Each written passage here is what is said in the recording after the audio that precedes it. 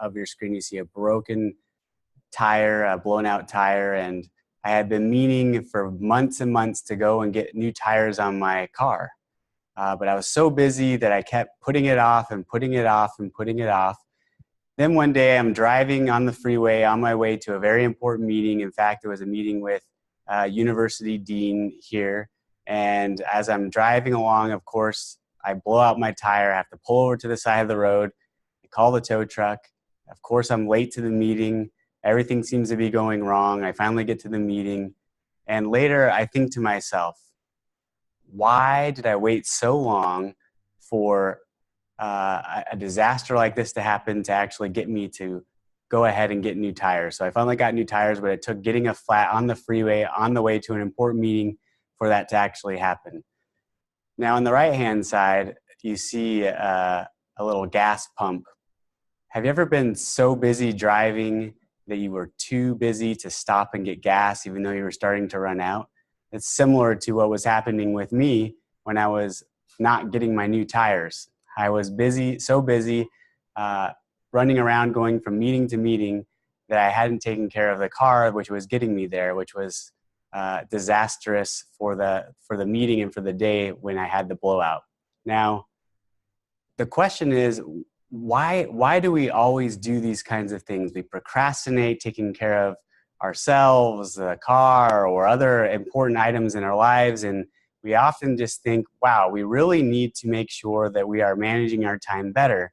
But what I really want to get across today in this session is that it's not just time management. Time management is really about managing yourself or self-leadership. So if we want to learn how to manage our time and our energy, it's important to first realize that what we're really trying to do is lead ourselves or manage ourselves. If I had managed myself better, I wouldn't have had a flat tire because I would have been more proactive. But that wasn't a problem of the car. It was a problem of the driver's behavior and my lack of willingness to go get maintenance proactively. We all kind of understand this saying, which is that we should dig the well before we are thirsty. In other words, we need to be proactive about things before they go wrong. But over and over again, we continue to leave these things off. And today I wanted to discuss a little bit about why that is and how we might remedy. So why are we so busy? Why do we feel so pressed for time? A number of studies, including one from The Economist and a Harvard Business Review, note that modern workers are more stressed than ever. This is what the survey research reveals. We also feel like we have less free time than ever, even though we each have more free time than any generation previously. So we have these weird confluences. We feel more stressed than ever, and that's not to say that we're not. We feel like we have less free time, even though we actually have more free time when you look at the time studies. So how can this be? Well, this Harvard Business School survey, they surveyed 1,000 professionals and found that 94% worked at least 50 hours a week. And then if you keep reading, and almost half worked more than 65 hours. So one contributor to stress, obviously, is that, yes, we probably are working more hours than in the past, and that some of us are working extremely long hours per week. Another interesting finding from the same study is that blue-collar workers, people who are less educated, now work less than their college-educated counterparts. In other words, for the first time in history, blue-collar workers have more free time than college-educated white-collar workers. Now, there's obviously a blur between those two distinctions, and it's often taboo nowadays to talk about blue and white-collar workers. But what this is really pointing out is that there does seem to be a shift in the knowledge economy, or the post-knowledge economy, if you want to talk about it or describe it that way, where the more educated you are, oftentimes the more employable, but then you tend to work even more. And here's a nice little tidbit for all of us that have our smartphones connected to our work. So whether that's email or some sort of text messaging or other ways that your smartphone's hooked to your work. One study revealed that if you have your smartphone connected to your work environment, you are likely to work a 13.5-hour day on average. Now think about that. Simply by having a smartphone and the ability to be able to communicate with your work peers or with your interfaces that you need to, the smartphone is increasing your day and stretching it out from what we would call a normal 8-hour workday to 13.5-hour days. So there's really no wonder that we all feel stressed. The fact of the matter is that people are working long hours. The more educated you are, the more likely you are to spend even longer hours, and that is mediated and facilitated by technology such as smartphones. The other problem that we're noticing, if you look into the research of why people actually feel so stressed, is that time is now shredded into what economists call confetti time. In other words, instead of having long blocks of time to do things, like you might work from 8 to 5 and then you had from 5 until 8 p.m. to do something, now everything's broken up in chunks. One of the problems is, of course, that our smartphones are interrupting us constantly, and it's shredding our time into tiny pieces rather than having large blocks. Now, what a lot of the research and well-being shows is that time affluence, in other words, the more free time you have, is associated with positive affect or positive emotions. And so the perception of having free time isn't often just about having more overall, it's about having more long blocks of time. And so we need to work on that. But one of the problems, of course, is that we are constantly barraged by our technological devices. Now, that's not to say that technology is the enemy. We can learn ways to manage those and, of course, leverage technology to help save us time and energy. So really what I want to get across here as we're starting out is that if you want to manage your time and your energy, you need to first learn to manage yourself. We understand some of the reasons why modern workers are actually feeling stressed and feeling pressed for time, but there's a few other things we also need to put behind us before we can actually make progress and become more effective. And I call some of these things myths. The first myth I wanted to discuss is that we can have it all, or you can have it all. So this is a popular notion, right? Especially reflected in media, movies, TV, and here on your screen, social media. And that is the idea that you can have it all. What do I mean by have it all? Well, there's a pervasive story out there that you are only successful if you have a big house, a fancy car, a perfect body, a beautiful family, and are involved in your community, giving lots of service and things like that, right? So you're supposed to have all these many things and be all these many different things, and that what media sells us is that you can have all of these things. And the truth of the matter is that you really can't have it all, right? That the real truth is that in life, everything requires trade-offs. And the sooner we let go of those expectations of having it all, the more likely we are to be satisfied with our lives and feel less stressed. One of the causes of stress in workers and in personal lives is that we have expectations that are out of whack with what can actually be accomplished. And so what I'm suggesting here is that by letting go of this myth that you can have it all, and by realizing that you have to selectively prioritize some things over others, that it will create better and easier expectations to meet rather than feeling disillusioned as you continue to try to strive for something that really no one has been able to attain, which is having it all. The second myth I want to talk about, and this one makes people get a little bit on edge, is the myth of work-life balance. So I'm here to tell you that it's a myth. Work-life balance is not true. There's no such thing, and I have a math problem to demonstrate to you. The first thing you need to understand is that work-life balance is a zero-sum game. In other words, if you add in one category of your life, you must necessarily add an other, or if you subtract from one area of your life, you must necessarily subtract from the other. It's a zero-sum game. What that means is that this conception, this paradigm of balance, tends to be something we strive for, but are actually never able to obtain.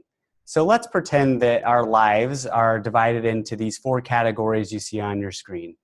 Work and school, for example, would be one category. Family is another. Community or church or whatever you call community, something with your community is another category. Self, we all have to do some self-care. And so let's just say that those are 4 general categories of our lives. If we really want to have balance, we just read a few slides earlier that if you have a smartphone, you're probably going to be working a 13.5-hour day. So let's round down and say it's 10. So you got 10 hours you got to work at work. And if you want to balance that, remember it's a zero-sum game. You got to have 10 hours for family time. Then you got to have 10 hours for your community, right? And then you need 10 hours for yourself, right? So just 40 hours per day, and you can have perfect balance. Now, what I'm here to tell you is that none of us can actually have 40 hours a day, obviously, but also that this kind of notion, even if we're not doing the actual math, this concept, this paradigm of trying to balance things doesn't work. And so you might ask, well, okay, that's sort of dystopian, Dr. Cross. What should we strive for then if it's not balance? Well, what we should think about is embracing life integration rather than work-life balance. So now I'm on my first strategy. If we want to manage our time and our energy, we first need to manage ourselves. One of the first steps of doing that is letting go of those myths we've just talked about and embracing integration. What do I mean by integration? Well, rather than trying to balance each of those categories, and you see the same categories again, home, community, work, and self.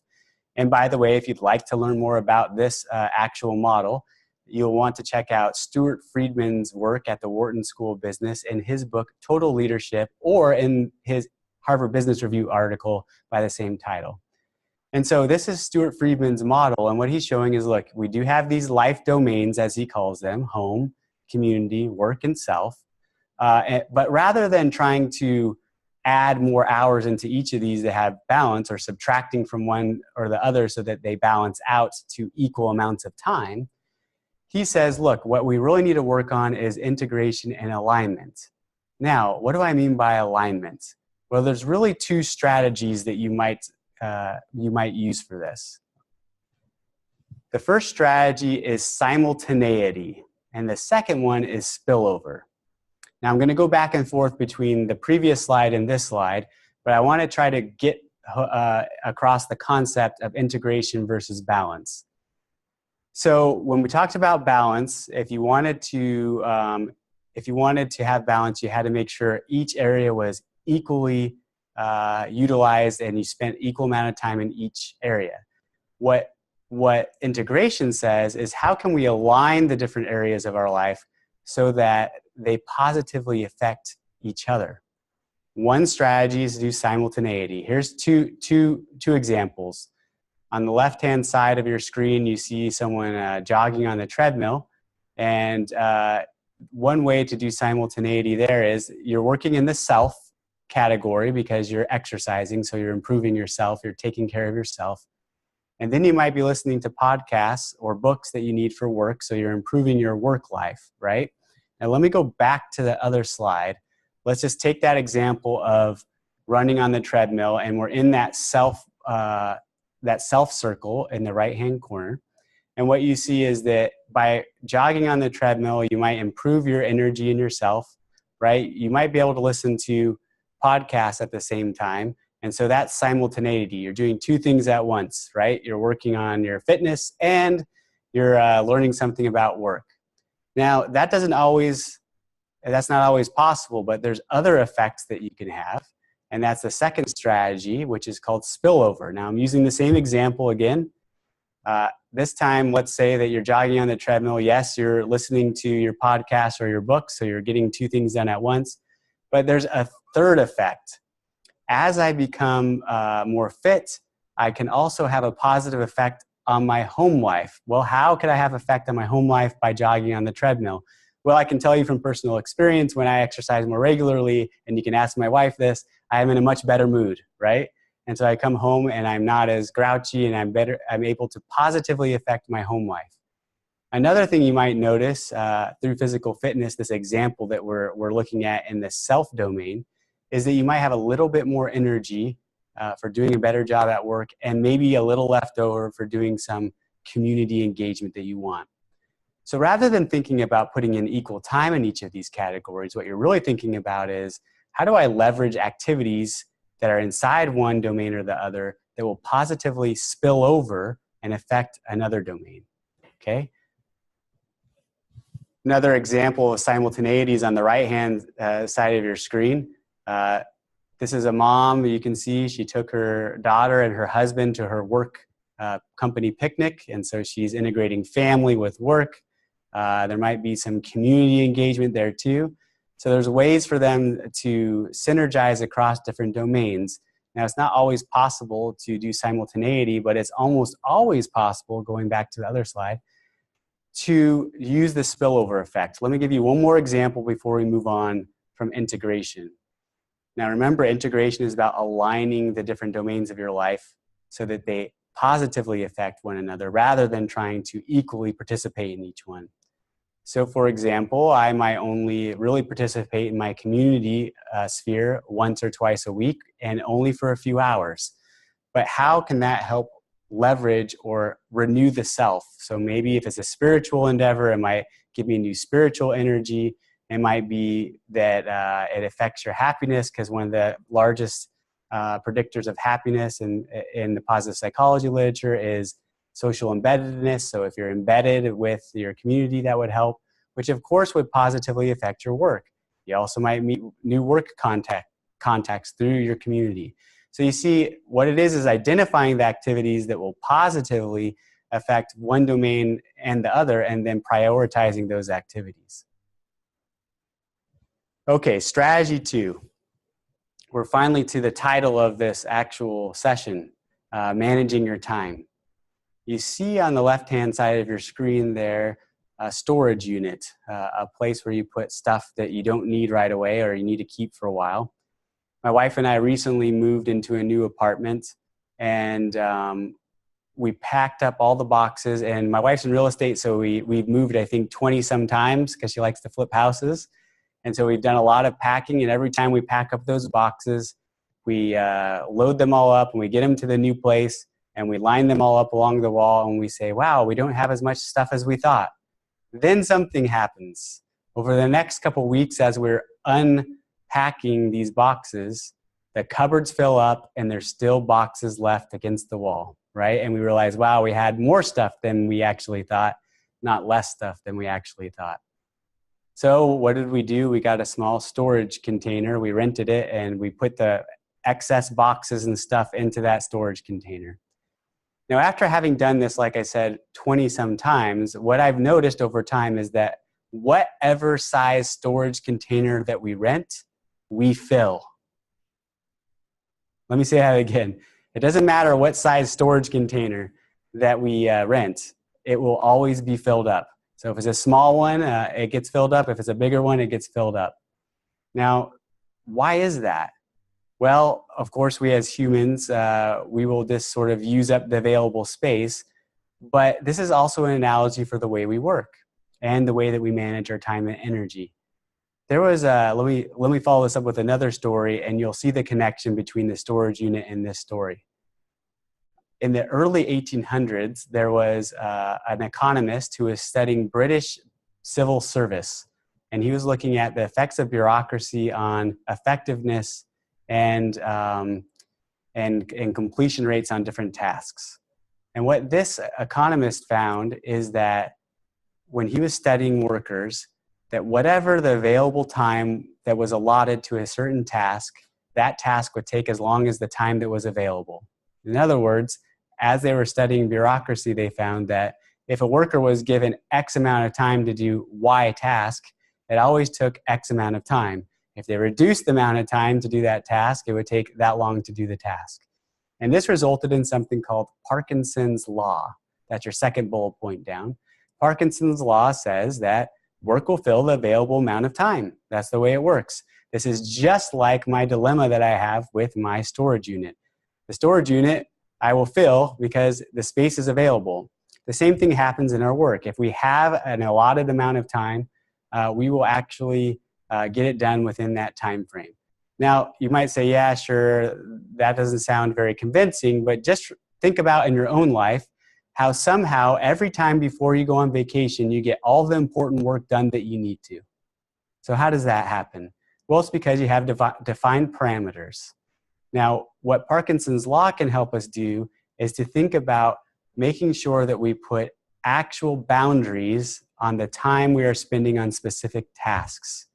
So inside of our work environment, inside of our personal environment even, are we keeping track of the time that we're actually spending on something, and are we creating self-imposed deadlines that will help us be more efficient? Now let me follow up with another story.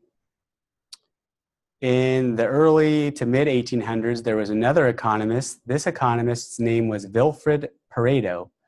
And Mr. Pareto noticed in his pea garden, he was growing vegetables in his backyard. He noticed that his pea garden, he was harvesting the peas, and he looked at the different pea pods, and he noticed that 20% of the pea pods produced 80% of the peas in his garden. So he's very confused about this. How could it be that 20% of the plants and the pods on those plants were producing 80% of the peas he was harvesting from the garden? So he's an economist, of course. So what did he start doing? Started studying and looking for this pattern in other places. And of course, he found that something interesting.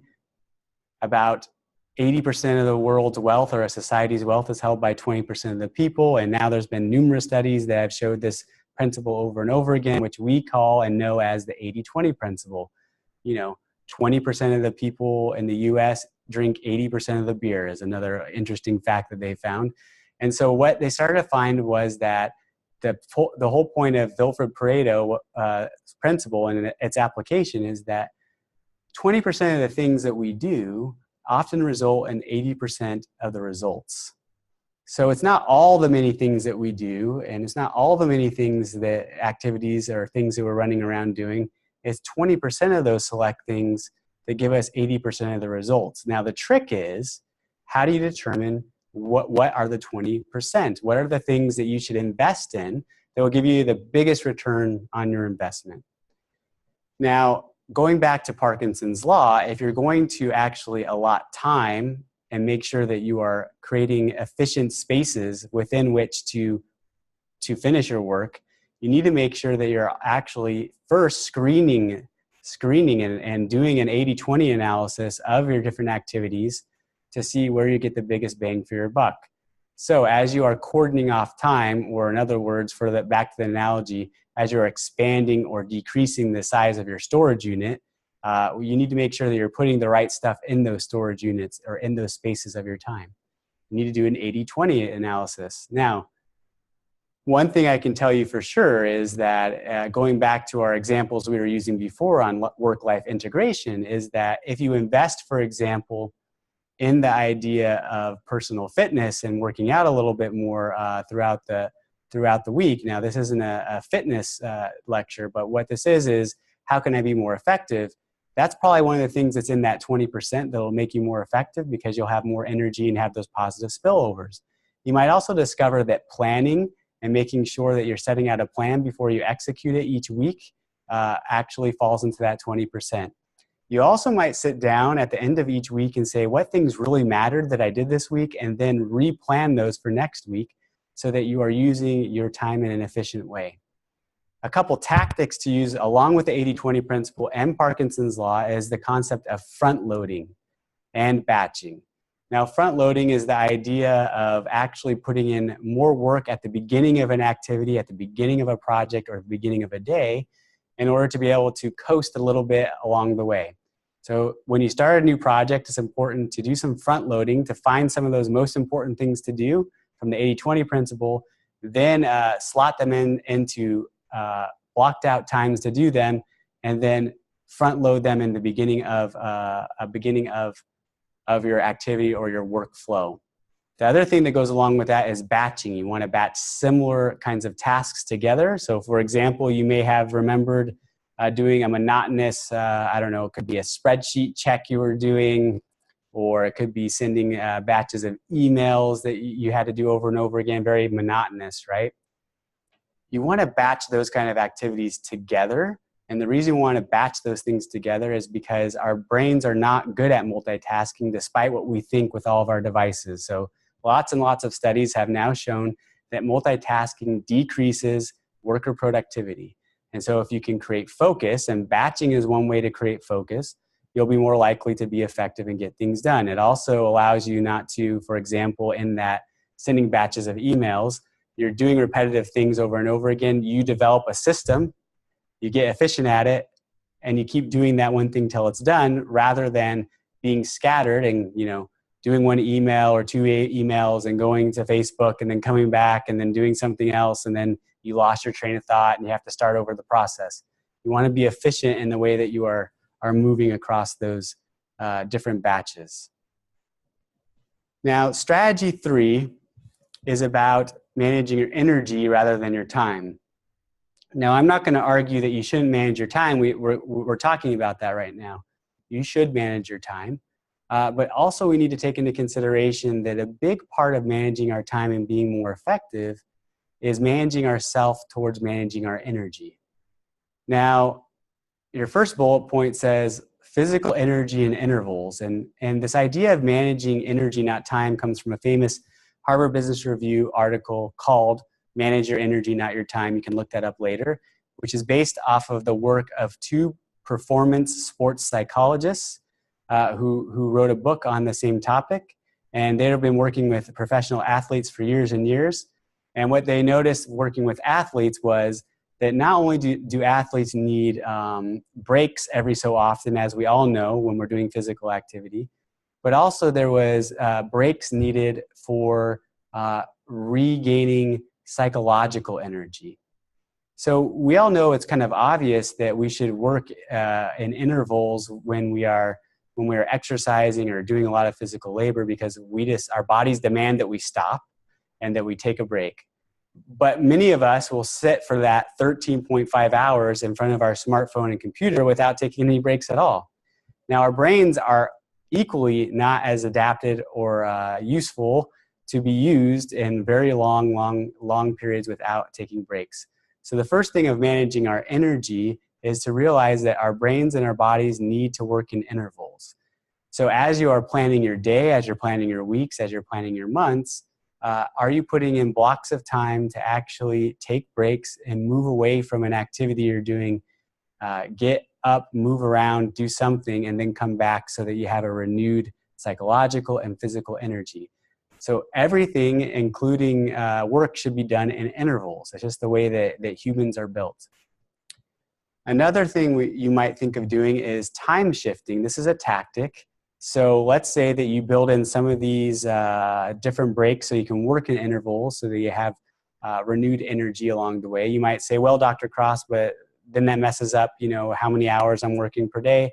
Why not time shift? Why not shift some of your working time to later in the day and break up your day with breaks or those kinds of things like that? That might be more sustainable.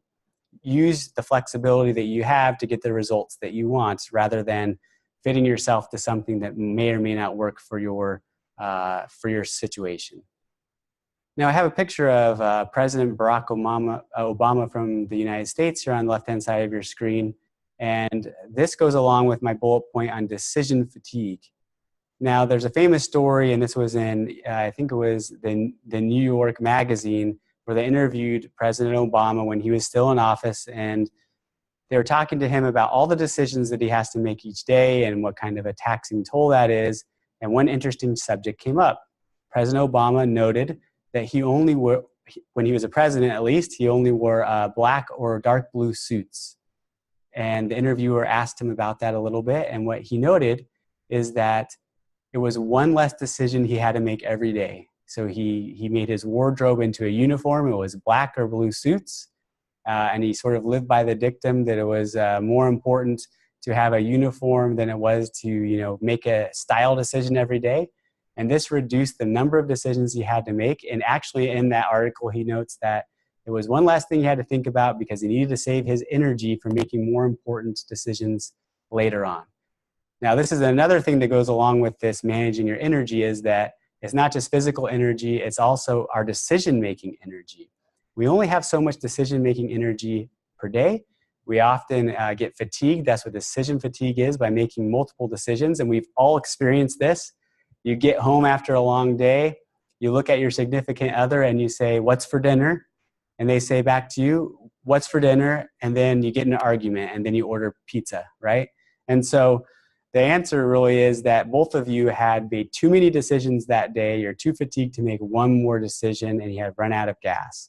So if you can eliminate some frivolous or non-important or non-critical decisions by automating them through a system such as a wardrobe, and that's my last bullet, automate all you can, then you can eliminate some decisions. So is there ways that you can automate, for example, filters on your email that take out junk mail so you don't have to look at those? That's energy you're making every time you're deciding to delete something or not delete something. So can you put a filter on your email?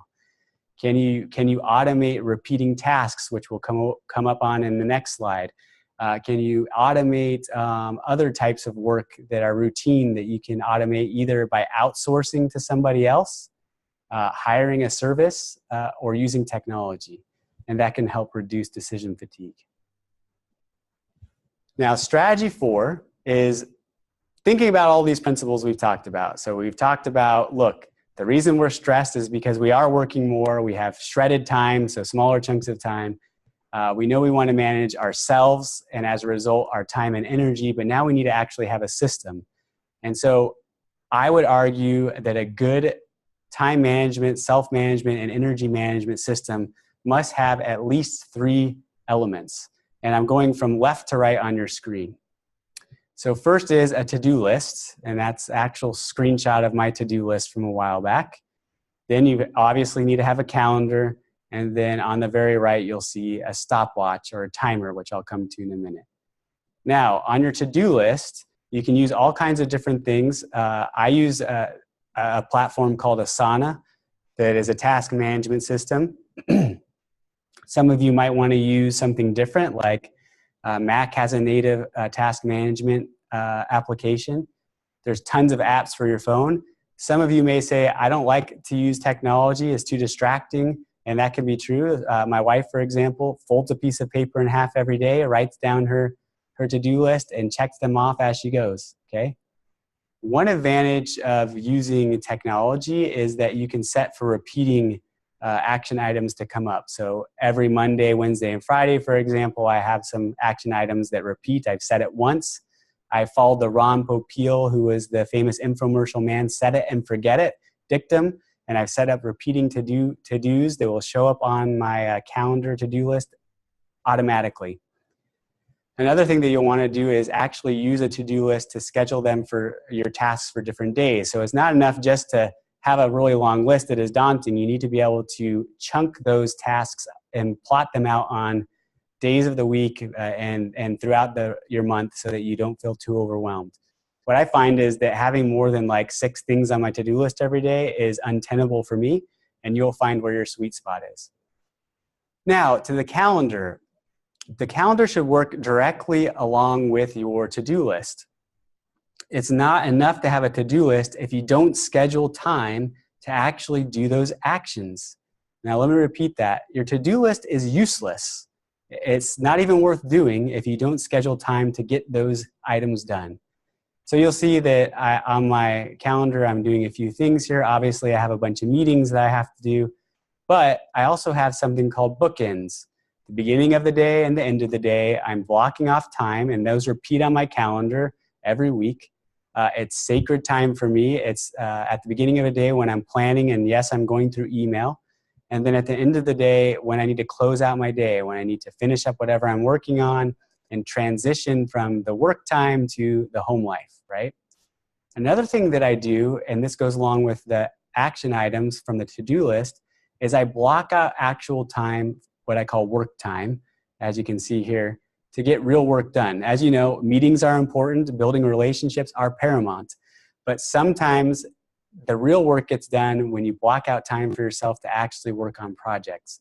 So you need to actually block out those times. Then the third thing is you see over on to the right hand of your screen is actually using some sort of stopwatch. So there's application. There's one I use on my Mac. There's ones you can use on your phone, or you could have a regular old stopwatch. But when I am working in that work time category on my calendar and I'm trying to finish some of these things off my to-do list, I often give myself 30-minute increments or intervals, as we discussed, to get as much done, and I set a timer. And what that does is it makes me more conscious that the time is passing, because as you know, when you're really focused and you get into your work, you're often lose track of time, and the next thing you know, 2 hours have gone by and only have 25% of what you wanted to get done. And so I set these timers in 30-minute increments, and it goes off every 30 minutes. I reassess and I continue, and that keeps me focused. I don't always do it, but when I'm really trying to get things done, it really helps. Strategy 4 that goes along with creating a system is that really what creating a system, so having that to-do list or action item list, having that calendar and monitoring your time through a stopwatch, is in service to some bigger goals. And I'm going to start from the bottom and move upwards on this slide. So the first thing is that you need to schedule time, because as we discussed, a to-do list is no good unless you actually schedule time to do those action items. It should help you manage borders. So as you are moving from one domain of your life, so if you're moving from the family domain into the work domain, from the work domain into a community domain, you need to manage the space in between those. So that means actually scheduling, for example, travel time. It's giving yourself time to think between meetings. How many times have you loaded up your day with back-to-back meetings and it went horribly because you didn't have enough time to process in between those meetings? And then last, and this system needs to help you set limits. So we talked about the 13.5 hours per day. That's not a goal. I'm not saying that should be your goal. It should be less than that, because hopefully you're working on the 80-20 principle and doing the things that matter the most. And that takes less time, even though it might take more energy. But set limits when enough's enough. And this might be a conversation you need to have with your boss, your stakeholders, your significant other, and your families. When is enough enough? And are you actually just doing work for work's sake, or are you doing work to actually get things accomplished? One great example is that I'm very tempted often to do one more email on Friday at 5 o'clock. And that's always a bad idea, right? Number one, because you've been tired for the whole week. And number two, I ask myself, will it really matter if someone gets this email on Friday at 5 o'clock, or probably could have waited till Monday? And the answer usually is, and not always, but usually, that you can wait until Monday on that. Now, if you like these kinds of topics that we've been talking about today about managing yourself and then your time and your energy, we invite you to learn more about the online Master of Applied Leadership and Management degree. As you can see some of the information here, it's a degree focused on the soft skills. I'm the academic director of that, and it's in a 30-credit format. We offer in a flexible online format, and it's priced competitively so that we can bring people in from emerging markets and also from the US and Canada to be ready to take these principles and apply them in their workspace. Now, one last slide. If you want to learn more about time management, managing yourself, and managing your energy, you may want to check out these books and resources. We will send out the recording of this session later. One great resource is the 4-Hour Workweek. Another one, if you want to learn more about work-life integration that I mentioned, was Total Leadership. And then also I have a couple resources for you. A very famous Economist article that was citing several of the studies that I've mentioned today. And then the HBR article on managing your energy and not your time. Now, just to summarize, what I wanted to get across is that if you really want to manage your time, you first got to let go of some assumptions, those assumptions being that you can have it all and that there is such thing as work-life balance, which there is not. And second, you need to take some strategies into account to do that. You need to manage your time, You need to work on work-life integration. You need to work on managing energy. And then we need to see what works for us and adjust along the way.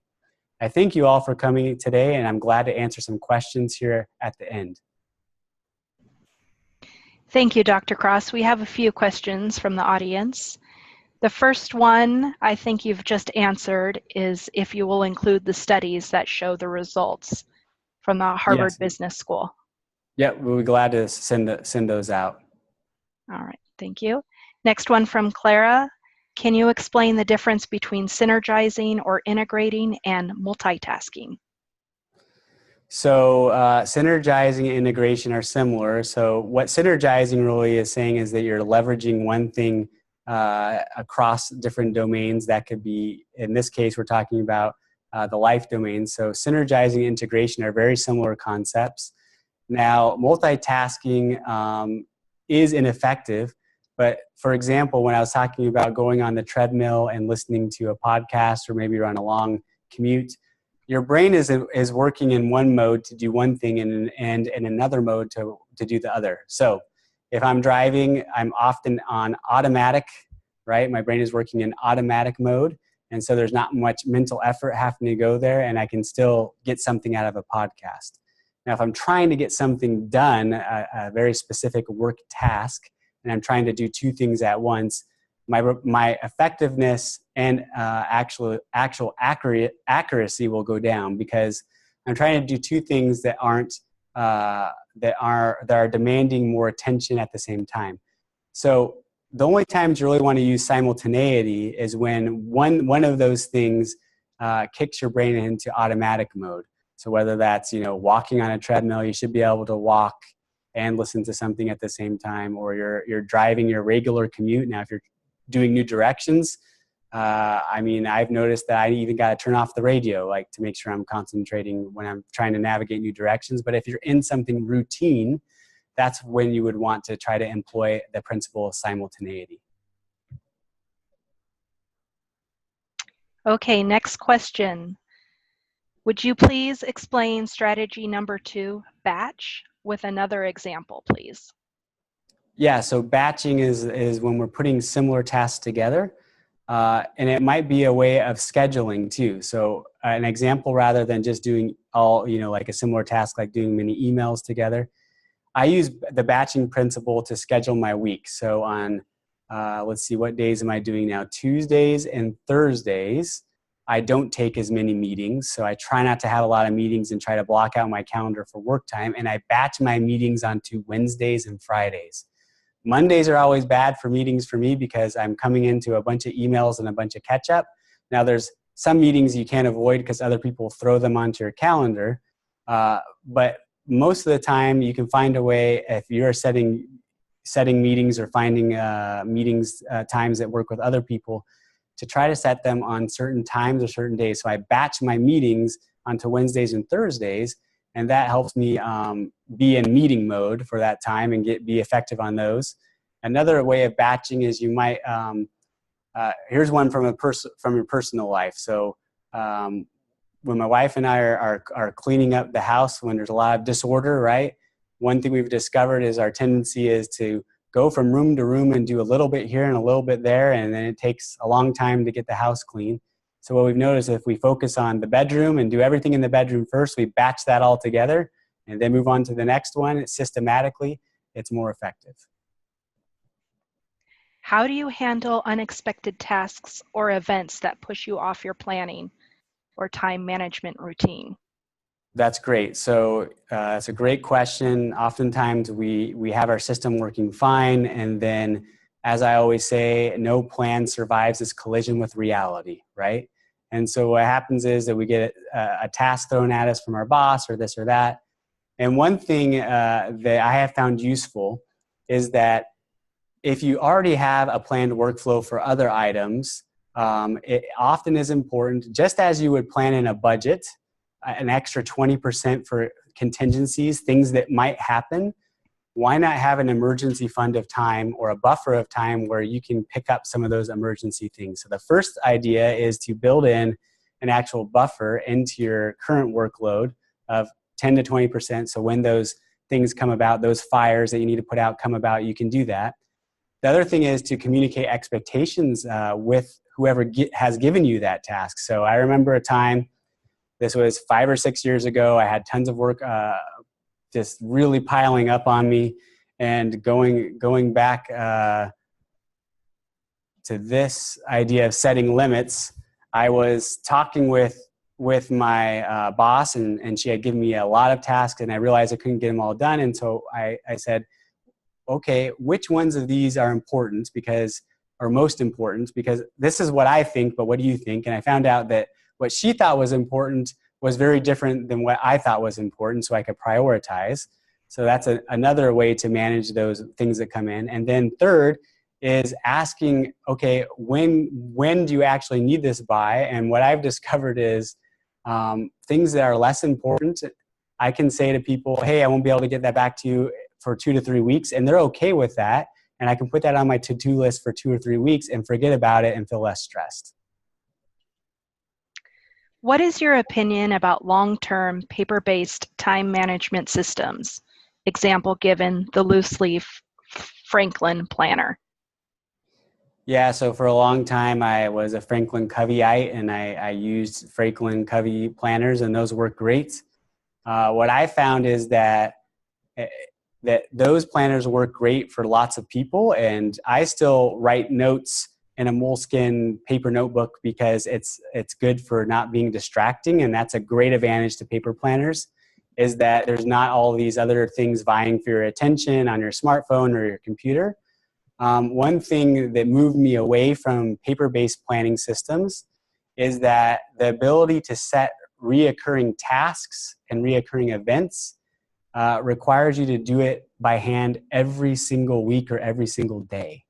And so it was less efficient for me as my work got more and more complex, and I had things that I needed to remember to do once a month, or things to do once a quarter, or remember to do things on a daily basis, to move towards an electronic system. Another thing that electronic system can do, like an Asana task management system, is allow you to put attachments. So one thing I didn't emphasize that I should is that your email inbox is not a to-do list.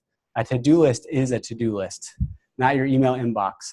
So if you find that your inbox is becoming your to-do list, you need to move that email out onto your to-do list, and electronic versions will let you drag and drop emails into those actual task management systems. And so you can look back, later when you need to see what was I supposed to do for this task, and that's another advantage to electronic versions. Could you please explain again the time shift point in strategy 3? Yes, so time shifting is really the principle of being flexible of when you do your work. So it may be that you really want to get your work done between 8 and 5, but you find that your energy levels are better at different times. So for example, for me, I'm less of a morning person and more of a night person, so I shift some of my time for 2 hours in the evening to finish some of my work, because that's when my brain's the best, and do different things in the morning time that aren't as related to work, okay? Now, that's not always possible depending on your schedule, but it's certainly possible even within the confines of a 9 to 5 or 8 to 5 or 9 to 6 sort of regular work day to shift your time around to the best times for you to be doing things. So one example, of course, is people never have time to fit in a workout, including myself, or to go and have a work lunch or something like that that's important with somebody, to connect with somebody.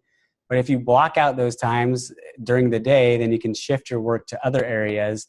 And what we find is that Parkinson's law kicks in, and because you have taken out space, you have taken up time to do the workout or go to the lunch meeting, that the rest of the work fits into the remaining available space. In reference to managing energy and not time, if you have a big project with a tough deadline, is it better to complete in an integral timeframes and get back to it, or do all at once? So part of this depends on your own personal preference, but what the studies show is that it's more important, it's more effective and important for your energy levels to actually do this in chunks, right? So working in dedicated chunks. Now, really to get anything done, a lot of studies show, and your own self-study will probably validate this, that you need like an hour to an hour and a half minimum to actually get real work done. And that's because there's a little bit of easing into it and there's a little bit of easing out of it. We can't just automatically jump right into an activity and be super effective. So I think if you have a really big project coming up, it's important to backwards plan from the deadline. What's the deadline? What are the deliverables that I need to get done for that deadline? Chunk them into pieces, put them on your calendar into blocks of time, and then onto your task management system on a day-to-day basis, what must be done each day, and break it up that way. And that almost always is a better experience than trying to cram it. Scott asks, what is the best way to manage your email? Folders and rules? Any tips or routines that can help prioritize email? Thanks for asking this question. My first rule of email is that email is the devil. And one of the reasons for that is because email is a never-ending rabbit hole that you go down and you don't get much done. It's completely necessary, but there's a couple things you can do. The first thing is in managing your email is to turn it off every so often. So sometimes, especially when I told you I'm shifting my time to work from 6 to 9 at night or 8 to 10 at night, I will turn off my email for an hour or two, and I suddenly become much more productive because I'm not checking my email all the time. So that's the first way to deal with email, is every so often turn it off when you really need to get something done.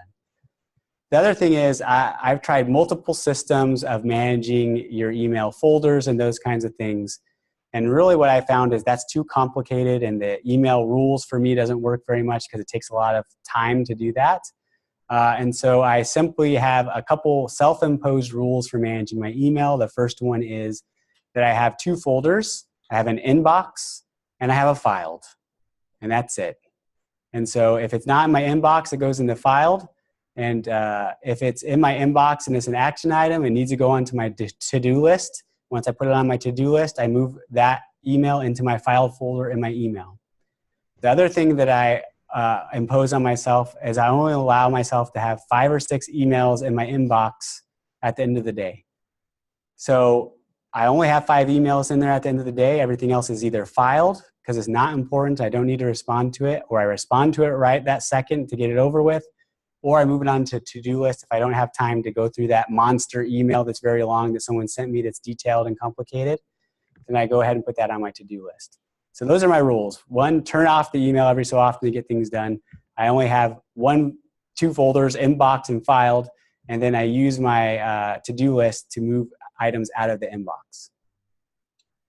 A follow-up question from Alan. One email address for task assignment specific emails, work, home, school, etc.? So that will depend on you. The way that I work is I have my work email address and I have a Gmail for personal. So I give only the Gmail out for personal and community-based sort of communications. And I use one single to-do list. The to-do list integrates both personal and work. Other people like to divide that so that they only see work stuff at work and only see personal stuff on personal time. But what I find is that it's easier for me to realize what in totality needs to get done every day, not just the things for work. And so then I can plan my work accordingly, because sometimes, you need to go to the eye doctor and that's on the to-do list, or following up on X, Y, or Z. That's a personal matter, needs to get done. And if you do that, and you plan time for that in your schedule, it'll actually make you a more effective worker.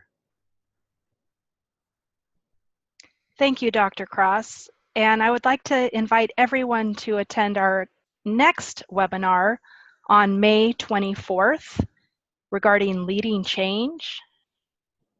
And if you have any questions about the Master of Applied Leadership and Management program, please contact me. I'll post my contact info here on the chat. Yeah, we're glad to answer any questions. Our next start for the master's program is May 16th, I believe. And so we're still have a few seats left for that start. And then our next webinar, as Becca mentioned, is coming up next month. Thanks so much for joining us today.